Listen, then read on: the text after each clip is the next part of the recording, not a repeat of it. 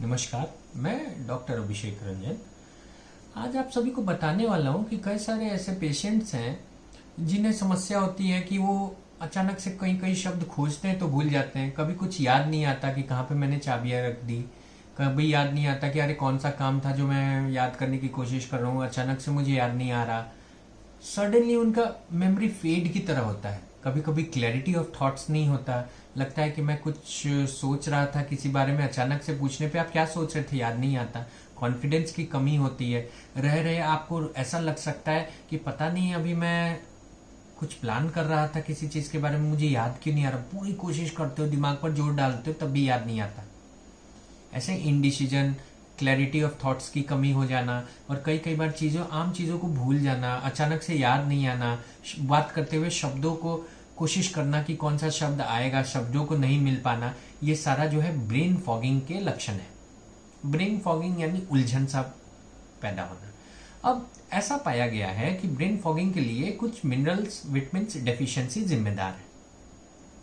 इसके वजह से अगर हम खान पान में जो ऐसे लक्षणों से पीड़ित पेशेंट्स हैं, चाहे वो यंग हो या बुजुर्ग हो, उनके शामिल करें तो उसे ब्रेन फॉगिंग में ऐसे याददाश्त की अचानक कमी होने से, ध्यान भटकने से, कंसंट्रेशन करने में कमी होने से, फोकस नहीं कर पाने की जो अक्षमता है उसमें कमी आती है। तो कौन से ऐसे विटामिन से आइए जानते हैं, कौन से ऐसे मिनरल से आइए जानते हैं। सबसे इंपॉर्टेंट विटामिन होता है विटामिन बी। जी, विटामिन बी कॉम्प्लेक्स जो है अलग अलग विटामिन का संग्रह है। इन विटामिन के बारे में कहा जाता है कि ये ब्रेन के लिए बहुत इंपॉर्टेंट है। कई सारे न्यूरोविटामिन हैं जिसके ब्रेन के कॉग्निटिव फंक्शंस को इम्प्रूव किया जा सकता है।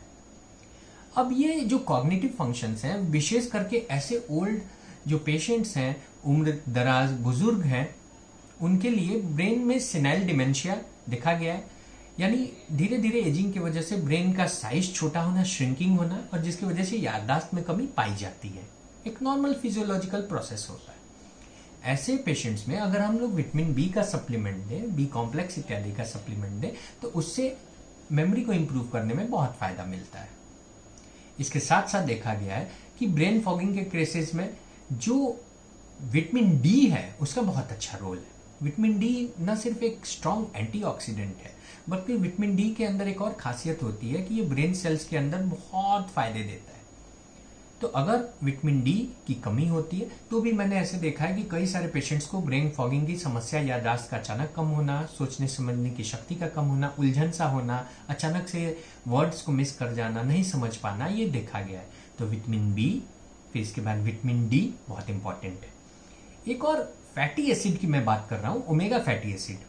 ये जो ओमेगा 3 फैटी एसिड्स हैं, ये न सिर्फ स्ट्रॉन्ग एंटीऑक्सीडेंट्स हैं, बल्कि इसके वजह से ब्रेन के अंदर जो शक्ति है वो डेवलप होती है, यानी ब्रेन फॉगिंग से निजात पर मिलता है। अब कौन से ऐसे सोर्सेज है, तो ओमेगा 3 फैटी एसिड्स के लिए ऑलिव ऑयल बहुत अच्छा, ओमेगा फैटी एसिड्स के लिए आपको फ्लैक्स सीड्स, तीसी बहुत अच्छा होता है, omega fatty acid soybean oil में बहुत अच्छा होता है। तो ये प्लांट बेस्ड सोर्सेज हैं जिसके, और अगर मिनरल्स की बात करें तो ओमेगा फैटी एसिड्स के साथ साथ जो सार्डाइन, सैल्मन, फिश इत्यादि होते हैं, जो बड़े बड़े मछलियां होती हैं, उसके अंदर भी ये फैटी एसिड्स बहुत पाया जाता है। तो अगर आप प्रचुर मात्रा में तीसी का सेवन करो, आप सोयाबीन, ऑलिव ऑयल इत्यादि का सेवन करो, तो ओमेगा 3 फैटी एसिड्स आपको मिलेगा, जिसकी वजह से ऐसा हो सकता है कि आपके ब्रेन फॉगिंग की समस्या से आपको निजात मिल जाए।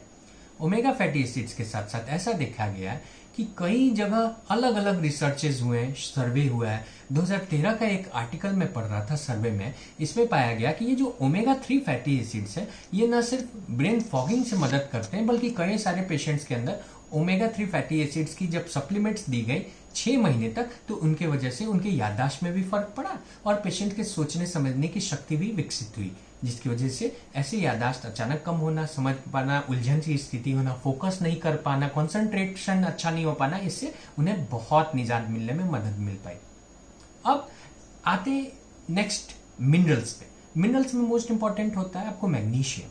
मैग्नीशियम की, जैसे हम जानते हैं, को फैक्टर्स है बहुत सारे एंजाइम्स का जो हमारे बॉडी में होती हैं। इसी प्रकार से मैग्नीशियम बहुत इंपॉर्टेंट है, क्योंकि मैग्नीशियम की कमी पाई गई है ज्यादातर एंजाइटी, डिप्रेशन इत्यादि के पेशेंट्स में।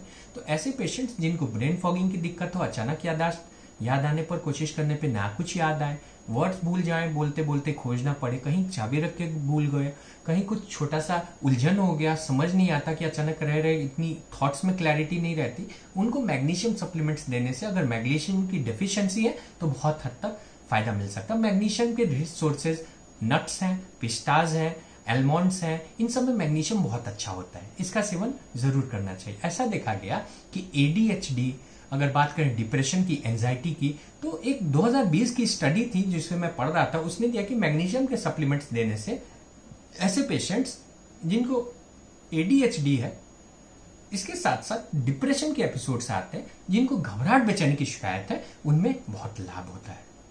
इसके अलावा कुछ एंटीऑक्सीडेंट्स हैं जो भी बहुत मदद करते हैं, जैसे विटामिन सी, विटामिन डी। इनके अंदर न सिर्फ एंटीऑक्सीडेंट्स हैं बल्कि इनके अंदर पॉलीफेनॉल्स होता है जो कि एक बहुत प्रोटेक्टिव एक्शन करता है आपके ब्रेन के सेल्स के लिए। तो अगर आपको इनमें से कोई भी समस्या हो जो ब्रेन फॉगिंग से रिलेटेड है, जिसके बारे में हमने बात की, तो आपको इन सप्लीमेंट्स का सेवन जरूर करना चाहिए। आज की इस वीडियो में इतना ही, धन्यवाद।